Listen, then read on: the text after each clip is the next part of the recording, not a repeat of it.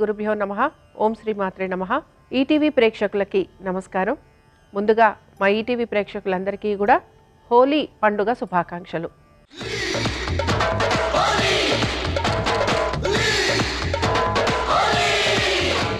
ఈనాటి శుభమస్తు కార్యక్రమంలోని గ్రహఫలం అంశంలో ద్వాదశ రాశుల వారి శుభాశుభ ఫలితాలు, అలాగే హోలీ పండుగ ప్రత్యేకత ఏమిటి, లక్ష్మీ జయంతి విశిష్టత ఏమిటి, లక్ష్మీ అమ్మవారిని ఎటువంటి పుష్పాలతోటి పూజించాలి, అలాగే ఎటువంటి నైవేద్యాలను సమర్పించాలి అనే విషయాన్ని శ్రీరస్తు అనే అంశంలో తెలుసుకుందాం.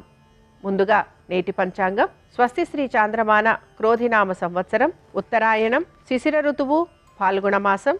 ఈరోజు తిథి పౌర్ణమి, ఉదయం 11:25 వరకు, నక్షత్రం ఉత్తర, రాహుకాలం ఉదయం 10:30 నుంచి 12 వరకు. ఈనాటి విశిష్టత లక్ష్మీ జయంతి, అలాగే హోలీ పండుగ. ఈనాటి గ్రహస్థితి ఏ విధంగా ఉందో పరిశీలిద్దాం. గురువు వృషభ రాశిలో సంచారము, కుజుడు మిథునంలోను, చంద్రుడు సింహంలోను, కేతువు కన్యలోను, రవి శనులు కుంభరాశిలోను, బుధ రాహువులు మీనరాశిలోను, శుక్రుడు వక్రగతిలో మీనరాశిలో సంచరిస్తున్నారు. ఈరోజు రవి కుంభరాశి నుంచి మీనరాశిలోకి మారబోతున్నారు. ఈ గ్రహస్థితి ఆధారంగా ద్వాదశ రాశుల వారి ఫలితాలు ఏ విధంగా ఉన్నాయో పరిశీలిద్దాం. ముందుగా మేషరాశి.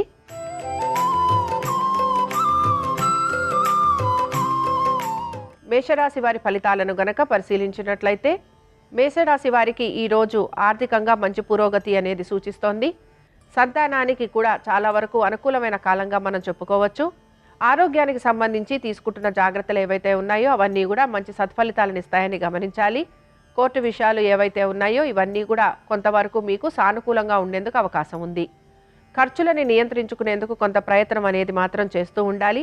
స్థిరాస్తి వ్యవహారాలపైన కొంతవరకు మీరు సానుకూలమైన దృక్పథంతో ముందుకు వెళ్లేందుకు ప్రయత్నం చేయాలి. మీ యొక్క అన్నదమ్ములతోటి కానీ లేకపోతే అక్క చెల్లెళ్లతో కానీ స్థిరాస్తి వ్యవహారాలకు సంబంధించి కొంత వాదోపవాదాలుండే అవకాశాలు గోచరిస్తున్నాయి.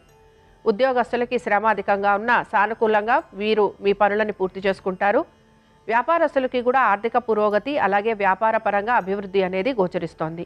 పెట్టుబడులు పెడుతున్నవారు, ముఖ్యంగా షేర్ మార్కెట్లలో పెట్టుబడులు పెడుతున్నవారు మాత్రం ఆచితూచి వ్యవహరించాలి. మేషరాశి వారు హోలీ, లక్ష్మీ జయంతి సందర్భంగా అమ్మవారిని ఎర్ర గులాబీలతోటి పూజించి క్షీరాన్నం నివేదన చేయాలి. దీని వలన ఆర్థిక పరమైన ఇబ్బందుల నుంచి బయటపడేందుకు అవకాశం ఉంటుంది. అనుకూలించే దిక్కు తూర్పు. కలిసొచ్చే రంగు ఎరుపు. అదృష్ట సంఖ్య 2.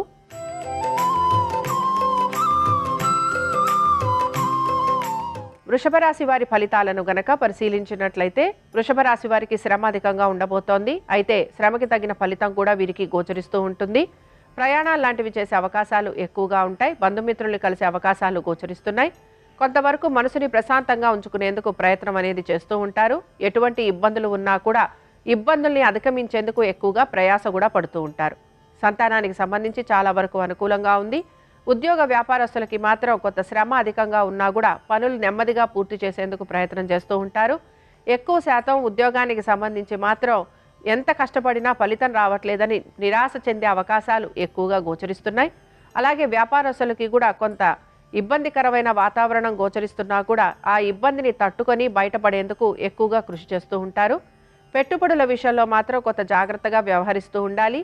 వీరు గనక తొందరబడి పెట్టుబడులు లాంటివి పెడుతున్నా, షేర్లు అమ్మకాలు కానీ కొనుగోలు లాంటివి కానీ చేస్తున్నా తప్పనిసరిగా ధన వ్యయం కానీ ధన నష్టం కానీ కలిగే అవకాశాలు గోచరిస్తూ ఉంటాయి కనుక ఈ విషయంలో జాగ్రత్త వహించాలి. వృషభ రాశి వారు హోలీ, లక్ష్మీ జయంతి సందర్భంగా అమ్మవారిని సన్నజాజులతోటి పూజించి పులిహోర నివేదన చేయాలి. దీని వలన మనశ్శాంతి లభిస్తుంది. అనుకూలించే దిక్కు ఈశాన్యం. కలిసొచ్చే రంగు పసుపు. అదృష్ట సంఖ్య 3.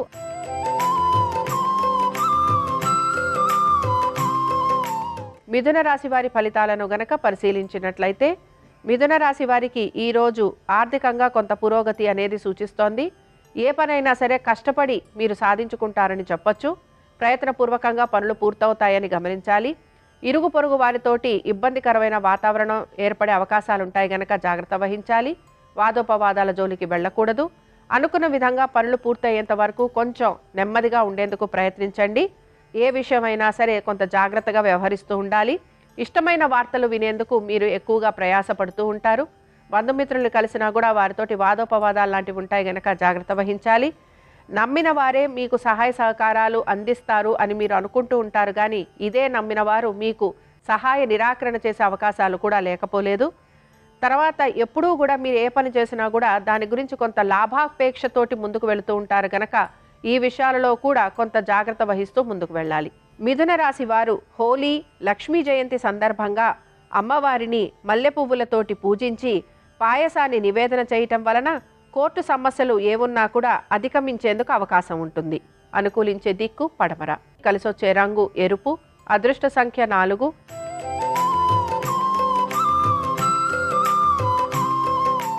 కర్కాటక రాశి వారి ఫలితాలను గనక పరిశీలించినట్లయితే కర్కాటక రాశి వారికి ఆర్థిక పురోగతి అనేది సూచిస్తోంది. కుటుంబ సభ్యులతోటి సమయాన్ని ఆనందంగా గడిపే అవకాశాలు ఎక్కువగా ఉన్నాయి. బంధుమిత్రుల్ని కలవటము, అలాగే వారితోటి మంచి సమయాన్ని గడపేందుకు అవకాశాలు ఎక్కువగా గోచరిస్తున్నాయి. సంతానానికి చక్కటి పురోగతి అనేది సూచిస్తోంది.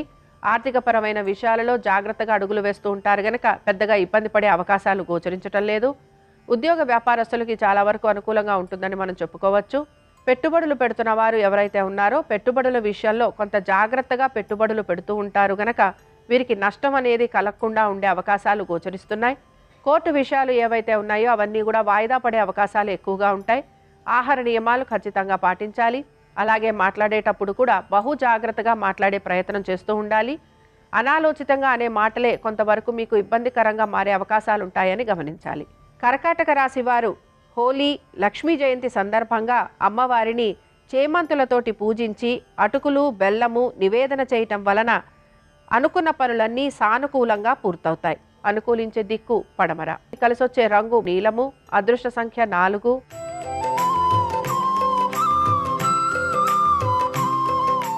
సింహరాశి వారి ఫలితాలను గనక పరిశీలించినట్లయితే సింహరాశి వారు కొంతవరకు ఎవరితో కలవకుండా వారిలో వారే ఉండే అవకాశాలు ఎక్కువగా ఉంటాయి. ఆలోచనలు అనేవి సతమతం చేస్తూ ఉంటాయి. అలాగే ఏ పని చేద్దామన్నా పనులు పూర్తి కావట్లేదని కొంత నిరాశ కూడా గురవుతూ ఉంటారు. ప్రయాణాలు లాంటివి చేసే అవకాశాలు ఎక్కువగా ఉంటాయి. ఆరోగ్యం గురించి జాగ్రత్త వహించాలి. ఎంత ప్రణాళికాబద్ధంగా పనులు పూర్తి చేయాలని యోచిస్తున్నా పనులు సకాలంలో పూర్తి కావట్లేదని నిరాశకి మాత్రం గురవుతూ ఉంటారు. సంతానానికి సంబంధించి వారి ఉద్యోగం గురించి, విద్య గురించి, వ్యాపారం గురించి, ఆర్థిక స్థితిగతుల గురించి కొంత మీరు యోచన చేసే అవకాశాలు కూడా గోచరిస్తున్నాయి. మీ జీవిత భాగస్వామి యొక్క ఆరోగ్యం గురించి, దీంతో పాటుగా వారి యొక్క వ్యాపారము లేదా వారి యొక్క ఉద్యోగం గురించి మీరు జాగ్రత్తలు అనేవి తీసుకుంటూ ఉండాలి. దుబారా ఖర్చులు లాంటివి అయ్యే అవకాశాలు ఎక్కువగా ఉంటాయి. ఆరోగ్యానికి సంబంధించి కనుక జాగ్రత్తలు తీసుకోకపోతే తప్పనిసరిగా ఇబ్బంది పడే అవకాశాలు ఎక్కువగా ఉంటాయి. సింహరాశి వారు హోలీ, లక్ష్మీ జయంతి సందర్భంగా అమ్మవారిని సంపెంగలతోటి పూజించి చక్కెర పొంగలి నివేదన చేయటం వలన స్థిరాస్తి వ్యవహారాలు అనుకూలిస్తాయి. అనుకూలించే దిక్కు తూర్పు. కలిసొచ్చే రంగు ఎరుపు. అదృష్ట సంఖ్య 2.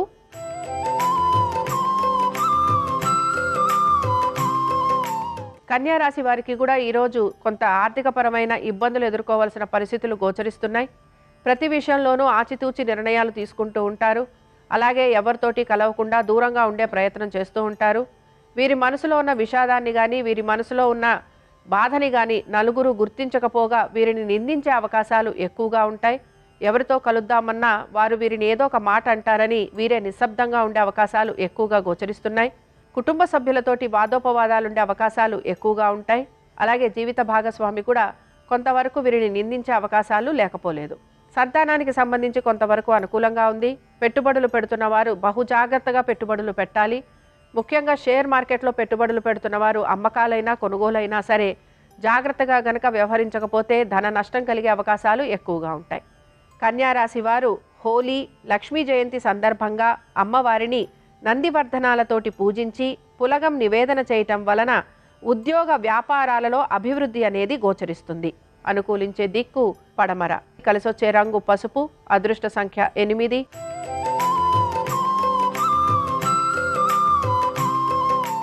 తులారాశి వారి ఫలితాలను గనక పరిశీలించినట్లయితే తులారాశి వారు మాత్రం వారి యొక్క ఆరోగ్యం గురించి ప్రత్యేక శ్రద్ధ కనబరుస్తూ ఉండాలి. సంతానానికి సంబంధించి కొంతవరకు అనుకూలత అనేది గోచరిస్తోంది. ప్రయాణాలు లాంటివి ఉండే అవకాశాలు ఎక్కువగా ఉంటాయి. తీర్థయాత్రలు లాంటివి చేయాలనే సంకల్పం బలంగా దృఢంగా కనపడుతూ ఉంటుంది. దీంతో పాటు బంధుమిత్రుల్ని కలిసే అవకాశాలు కూడా గోచరిస్తున్నాయి. అలాగే విందు వినోదాలలో కూడా పాలు పంచుకుంటారు. ఆర్థికపరమైన విషయాలలో బహుజాగ్రత్తగా అడుగులు వేస్తారని చెప్పుకోవచ్చు. దీంతో పాటుగా ముఖ్యంగా వీరి ఆలోచనకి తగినట్టుగా వీరి ఆర్థిక ప్రణాళిక అనేది ఉండకుండా వీరికి ఇబ్బందిని మాత్రం గురిచేస్తూ ఉంటుంది. అలాగే ఖర్చుల్ని కొంతవరకు అధిగమించేందుకు కూడా వీరి ప్రయాస అనేది పడుతూ ఉంటారు. ముఖ్యంగా ఉద్యోగస్తులకి పెద్దగా ఇబ్బంది అనేది కనిపించటం లేదు. వ్యాపారస్తులకి కూడా ఆర్థికంగా కొంత పురోగతి ఉంటుంది. అయితే వ్యాపార పరంగా మాత్రం అంత అభివృద్ధి అనేది గోచరించటం లేదు. తులారాశి వారు హోలీ, లక్ష్మీ జయంతి సందర్భంగా అమ్మవారిని తులసీ దళాలతోటి పూజించి గారెలు నివేదన చేయటం వలన సంతానానికి అభివృద్ధి, మానసిక ఆందోళన తగ్గి ఆర్థిక పురోగతి అనేది కనపడుతూ ఉంటుంది. అనుకూలించే దిక్కు పడమర. కలిసొచ్చే రంగు నలుపు. అదృష్ట సంఖ్య 8.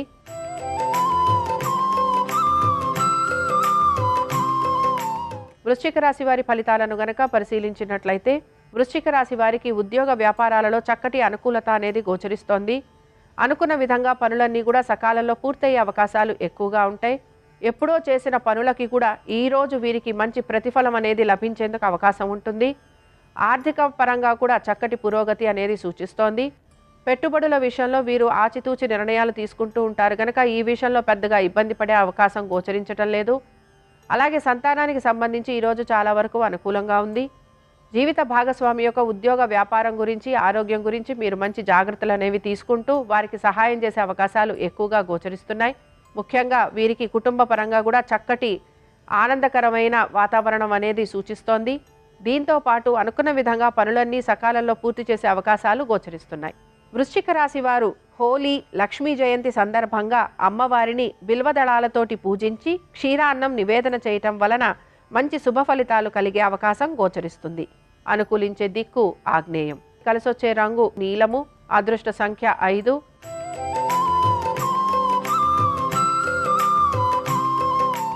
ధనురాశి వారి ఫలితాలను గనక పరిశీలించినట్లయితే ధనురాశి వారికి కూడా ఈరోజు ఆర్థిక పురోగతి అనేది సూచిస్తోంది. అనుకున్న విధంగా పనులన్నీ సకాలంలో పూర్తి చేస్తారు. చాలా వరకు మానసికంగా, శారీరకంగా కూడా ఆనందంగా గడిపే అవకాశాలు ఎక్కువగా ఉంటాయి. మీ జీవిత భాగస్వామి యొక్క ఉద్యోగ వ్యాపారాలు చాలా వరకు అనుకూలంగా ఉండబోతోంది. అలాగే వారికి ఆర్థికంగా కూడా మెరుగయ్యే అవకాశాలు గోచరిస్తున్నాయి. సంతానానికి సంబంధించి చాలా వరకు అనుకూలంగా ఉంటుందని చెప్పుకోవచ్చు. ఆనందంగా గడిపే క్షణాలు ఎక్కువగా ఉంటాయని గమనించాలి. దీంతో పాటు ఆర్థిక పురోగతి అనేది చక్కగా సూచిస్తోంది. పెట్టుబడుల విషయంలో జాగ్రత్తగా ఉంటారు కనుక పెద్దగా నష్టపోయే అవకాశాలు గోచరించటం లేదు. ముఖ్యంగా విదేశాలకు వెళ్లాలని ప్రయత్నం చేస్తున్న వారికి చాలా వరకు అనుకూలంగా ఉంటుంది. ప్రభుత్వ ఉద్యోగస్తులకు ఆర్థికంగా అనుకూలతతో పాటు అనుకున్న పనులన్నీ సానుకూలంగా, విజయవంతంగా పూర్తవుతాయని గమనించాలి. ధనురాశి వారు హోలీ, లక్ష్మీ జయంతి సందర్భంగా అమ్మవారిని తెల్ల గులాబీలతోటి పూజించి దద్దోజనం నివేదన చేయటం వలన కుటుంబంలో ధనధాన్యం సమృద్ధిగా లభిస్తుంది. అనుకూలించే దిక్కు దక్షిణం. కలిసొచ్చే రంగు ఎరుపు. అదృష్ట సంఖ్య 9.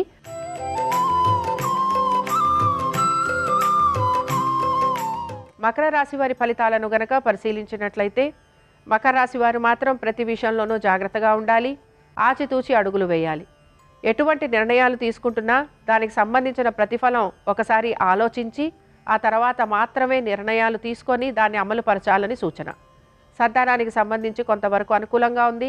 పెట్టుబడుల విషయంలో ముఖ్యంగా షేర్ మార్కెట్లో ఎవరైతే షేర్లు అమ్ముతారో, కొంటారో వారికి మాత్రం తప్పనిసరిగా ధన వ్యయం, ధన నష్టం కలిగే అవకాశాలు ఉంటాయి కనుక జాగ్రత్త వహించాలి. అలాగే మీ యొక్క మ్యూచువల్ ఫండ్స్లో కూడా పెద్దగా మార్పు అనేది గోచరించటం లేదు. ట్రేడింగ్ చేస్తున్న వారికి కూడా పెద్ద సానుకూలమైన వాతావరణం కనిపించటం లేదు. ఉద్యోగస్తులకి కొంతవరకు అనుకూలంగా ఉంది. అయితే వీరికి ప్రయాస అధికంగా ఉండబోతోంది. వ్యాపారస్తులకి మాత్రం వ్యాపార పరంగా అంత అభివృద్ధి అనేది గోచరించటం లేదు. ఆర్థికంగా పెద్ద ఇబ్బంది అనేది లేకపోయినా మీ ఖర్చులకి తగినట్టుగా, మీరు ఆశించినట్టుగా మీకు ఆర్థికాభివృద్ధి లేదని మాత్రం మీరు చింతిస్తూ ఉంటారు. మకర రాశి వారు హోలీ, లక్ష్మీ జయంతి సందర్భంగా అమ్మవారిని పారిజాతాలతోటి పూజించి పాయసం నివేదన చేయటం వలన ఆర్థిక పరంగా ఎదురవుతున్న ఇబ్బందులు ఏవైతే ఉన్నాయో అవి తొలగిపోయేందుకు అవకాశం ఉంటుంది. అనుకూలించే దిక్కు తూర్పు. కలిసొచ్చే రంగు తెలుపు. అదృష్ట సంఖ్య 1.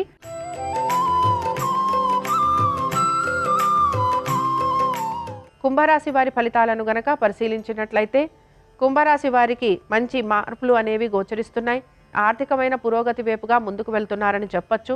మీ జీవిత భాగస్వామికి ఆర్థిక పురోగతితో పాటు ఉద్యోగ వ్యాపారాలలో కొన్ని మార్పులు చేర్పులు జరిగే అవకాశాలు గోచరిస్తున్నాయి. అలాగే మీకు కూడా ఉద్యోగస్తులకి కొంతవరకు ఆర్థిక పురోగతి, అనుకున్న విధంగా పనులన్నీ సానుకూలంగా పూర్తయ్యే అవకాశాలు కనపడుతున్నాయి. అలాగే వ్యాపారస్తులకి కూడా ఆర్థిక పురోగతితో పాటు వ్యాపార పరంగా అభివృద్ధి అనేది గోచరిస్తోంది. సంతానానికి సంబంధించి వృత్తి, ఉద్యోగ, వ్యాపారాలు, అలాగే ఆర్థిక పురోగతి, వీటికి సంబంధించి తప్పనిసరిగా మంచి మార్పులు అనేవి కనపడుతున్నాయి. సంతానానికి ముఖ్యంగా విద్యార్థులు ఎవరైతే ఉన్నారో విద్యార్థులకి చాలా వరకు వారి చదువులో మంచి ఏకాగ్రత చూపించటం, అలాగే సానుకూలమైన పరిస్థితులు కూడా గోచరిస్తున్నాయి. ఇక ఈ రాశికి చెందిన స్త్రీలు చాలా వరకు ఆనందంగా సమయాన్ని గడుపుతారని చెప్పొచ్చు. కొత్త వస్తు వాహనాలు ఏర్పడే అవకాశం గోచరిస్తోంది. కుంభరాశి వారు హోలీ, లక్ష్మీ జయంతి సందర్భంగా అమ్మవారిని మందారాలతోటి పూజించి పూర్ణం బూరెలు నివేదన చేయటం వలన అన్ని విషయాలు సానుకూలంగా పూర్తవుతాయి. అనుకూలించే దిక్కు ఈశాన్యం. కలిసొచ్చే రంగు ఎరుపు. అదృష్ట సంఖ్య 1.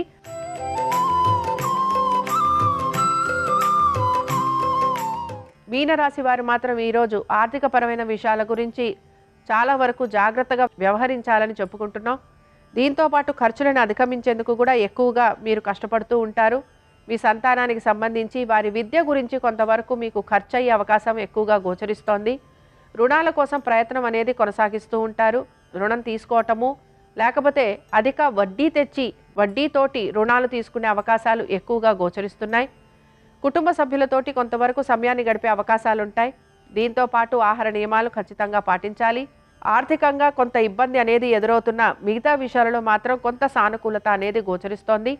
ముఖ్యంగా ఉద్యోగస్తులకి ఉద్యోగపరంగా అనుకూలత, అయితే వ్యాపారస్తులకి మాత్రం ఆర్థిక పరంగాను వ్యాపార పరంగాను కొంత ఇబ్బంది మాత్రం గోచరిస్తోంది. మీనరాశి వారు హోలీ, లక్ష్మీ జయంతి సందర్భంగా లక్ష్మీ అమ్మవారిని గన్నేరు పువ్వులతోటి పూజించి పొంగలి నివేదన చేయటం వలన వీరికి నరదృష్టి తొలగి సంపూర్ణమైన ఆరోగ్యం అనేది సిద్ధిస్తుంది. కలిసొచ్చే రంగు పసుపు. అదృష్ట సంఖ్య 3. అనుకూలించే దిక్కు ఉత్తరం. ఇవి ద్వాదశ రాశుల వారి ఫలితాలు.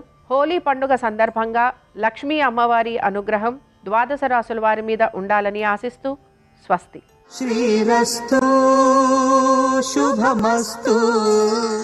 ఈరోజు హోళీ పర్వదినం. ఫాల్గుణ మాసంలో శుక్లపక్షంలో వచ్చే పౌర్ణమి తిథిని హోళీ పర్వదినం అంటారు. హోళీ పర్వదినం సందర్భంగా రాధాకృష్ణులు ఒకరి మీద ఒకరు రంగులు కలిపిన నీళ్లు చల్లుకున్న రోజు కాబట్టి ఈరోజు రంగులు కలిపిన నీళ్లు చల్లుకోవటం అనాదిగా వస్తున్న సంప్రదాయం. అలాగే పరమేశ్వరుడు కాముడిని దగ్ధం చేసి అరిషడ్వర్గాలను జయించాలనేటటువంటి సందేశం ఇచ్చిన రోజు. హోళీ పర్వదినం సందర్భంగా శ్రీకృష్ణ పరమాత్మకు డోలోత్సవాన్ని నిర్వహించాలి. డోలి అంటే ఉయ్యాల అని అర్థం. కృష్ణ పరమాత్మను మొదటిసారి ఊయలలో వేసిన రోజు కాబట్టి ఈరోజు డోలోత్సవాన్ని నిర్వహించాలి. అలాగే అయ్యప్ప స్వామి పందల రాజుకు కనపడిన రోజు కాబట్టి ఈరోజు అయ్యప్ప స్వామి ఆరాధన కూడా విశేషమైన శుభ ఫలితాలను కలిగింపజేస్తుంది. అలాగే హోళీ పర్వదినం సందర్భంగా శివారాధన విశేషమైన శుభ ఫలితాలను కలిగింపజేస్తుంది. పరమేశ్వరుణ్ణి తుమ్మిపూలతో పూజించడం, మారేడు దళాలతో పూజించడం, శివాలయ ప్రాంగణంలో విభూతి పండ్లు, శివస్తోత్రాలున్న పుస్తకాలు దానం ఇవ్వటం ద్వారా పరమశివుడి సంపూర్ణమైన అనుగ్రహం కలుగుతుంది.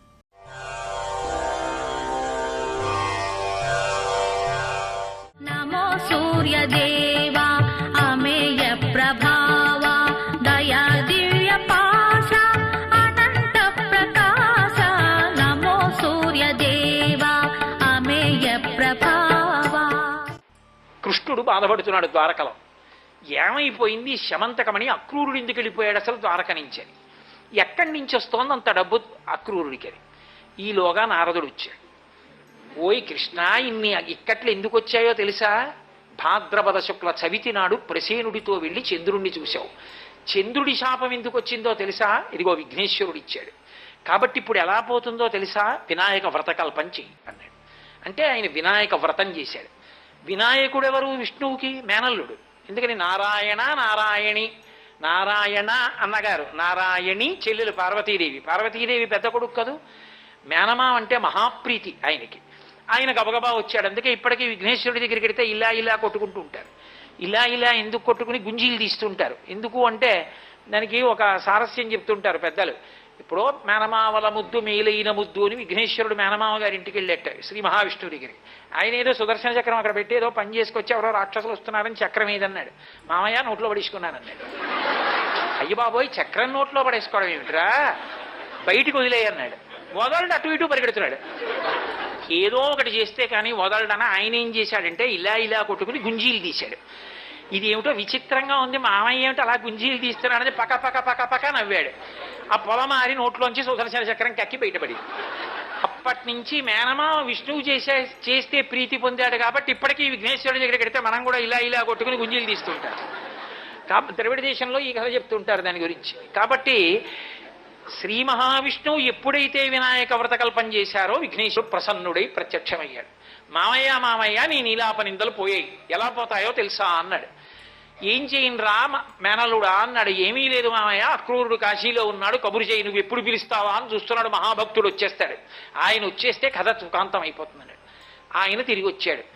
ఏం అక్రూరా ఎక్కడికి వెళ్ళిపోయి ఉన్నాడు, బుద్ధి గడ్డి తిని సంగదోషంతో మహానుభావ మీ మామగారిని చంపేశాడు శతధన్వుడు, శమంతకమణి నా దగ్గరుంది, అదిగో దాంతో ఇంత సేవ చేస్తున్నాను. అక్రూరుడికి బాహ్య అంతర శౌచములున్నాయి కాబట్టి ఆయన విషయంలో శమంతకమణి వ్యతిరేక ధోరణితో ఉండదు. కృష్ణుడు అన్నాడు, ఎవ్వరికీ వద్దు, ఆ శమంతకం మహాప్రభు నీ దగ్గరే ఉంచుకుని ద్వారకలో ఉండు, ఆ పెట్టిన డబ్బుతో ప్రజాక్షేమానికి వినియోగించు, రాజుకి వద్దు నాకు వద్దు, నీ దగ్గరే పెట్టి. ఎందుకో తెలుసా, పైన సూర్యవాక్కుంది, అది ఉండాలి అంటే సక్రమంగా వినియోగపడాలంటే అంతర్బహిశౌచములు ఉండాలి, అవి నీ దగ్గరే ఉన్నాయి, నీ దగ్గరే ఉంచుకోమన్నాడు. అక్రూరుడు వచ్చి కథంతా చెప్పిన తర్వాత అందరూ అప్పుడు చెంపలేసుకుని అయ్యో అయ్యో అంతటి మహానుభావుడిని అక్రమంగా నోరుంది కదా అని వదరి ఇష్టం వచ్చినట్టు మాట్లాడాం, ఎంత పొరపాటు అయిపోయిందో అని అందరూ చెంపలేసుకుని ఇంటికి వెళ్ళారు. అక్కడతో కృష్ణుడి నీలాపనిందలు పోయి. కృష్ణుడు అన్నాడు, నేను కాబట్టి మేనల్లుడా ఇంత కష్టపడ్డాను, ఇంత కష్టపడి నీలాపనిందలు పోగొట్టుకున్నాను, సామాన్యుడు ఎలా పోగొట్టుకుంటాడు రా, ఏడాదికోసారి ఈ శాపం ఉంటుందని నువ్వు ఇచ్చావు కదా, మరి ఎలా లోకం ఎలా ఉద్ధరింపబడుతుందన్నాడు. అంటే విఘ్నేశ్వరుడు అన్నాడు, మామయ్య మామయ్య ఈ శమంతకోపాఖ్యానం కథని ఓసారి చెప్పుకుంటే చాలు, అక్షతలు వేసుకుంటే చంద్రుణ్ణి చూసినా కూడా నీలాపనిందలు రావు. ఒకవేళ శమంతకోపాఖ్యానం ఇన్ని బలుపులు సగం చెప్పాక మర్చిపోతే ఎలాగరా మరి, ఇంత కథ ఎలా గుర్తుంటుంది అంటే, మామయ్య కంగారక్కర్లేదు, ఇవంతా చదువుకోలేకపోతే సింహప్రసేనమవధీ సింహోజాంబవతాహత సుకుమార కమారోధీ తవ హ్యేషా శమంతక, ఈ ఒక్క శ్లోకం చెప్తే చాలు, వినాయక వ్రతకల్పంలో శమంతకోపాఖ్యానం అంతా చెప్పినట్టే. కాబట్టి నీలాపనిందలు రావు అన్నాడు. అప్పుడు అక్రూరుడి దగ్గరికి శమంతకం వెళ్ళిన తరువాత సూర్యుడి యొక్క వాక్కు ఫలించి ఏమైంది, మనందరం కూడా వినాయక చవితి నాడు నీలాపనిందలు పడకుండా మనకు ఒక కథ దొరికింది. కాబట్టి ఏడాదిలో వచ్చేటటువంటి బహుప్రమాదకరమైనటువంటి నీలాపనిందల నుండి తప్పించుకోవడానికి సావకాశ రూపమైనటువంటి శమంతకోపాఖ్యానం లభించడానికి కారణం ఎక్కడిది అంటే మూలవాక్కు సూర్యనారాయణమూర్తిది. ఈ యథాతథమైన కథ ఎక్కడుంది అంటే విష్ణు పురాణంలో ఉంది.